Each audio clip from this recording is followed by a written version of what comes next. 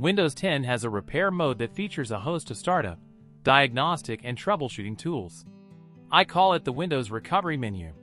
To access this menu, ensure that you don't have any programs open as your computer will restart. Press the Windows + I keyboard shortcut, choose Update and Security, and Recovery. Click the Restart Now button.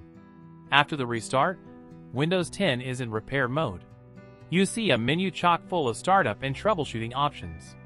You can continue to use Windows 10, turn off the PC, use a device, and troubleshoot. The Use a Device option displays a list of boot devices you can use to start the computer. The screen may look like this, which is rather limited because this computer lacks external storage. Or you may see a list of technical descriptions of the various storage media attached to the computer.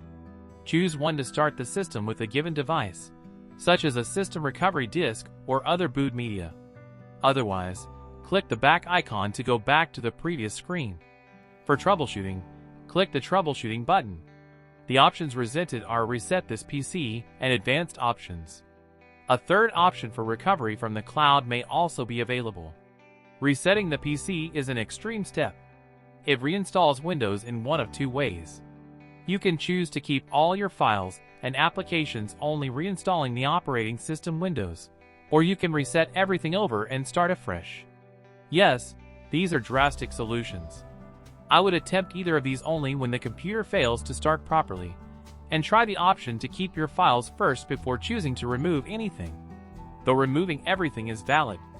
For example, should you sell or give away the computer, choose Advanced options under Troubleshooting. To view various troubleshooting choices, Startup Repair runs a diagnostic that attempts to address Windows startup issues. Uninstall Updates helps you back out of a bad Windows update. The Startup Settings option sets options for starting Windows. The UEFI Firmware Settings option restarts the PC and enters the Unified Extensible Firmware Interface program. You can use this program to make firmware adjustments to the PC.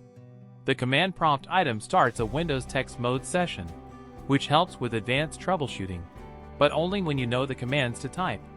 System Restore helps you address bad software installation, driver updates, or other changes that Windows didn't quite do properly.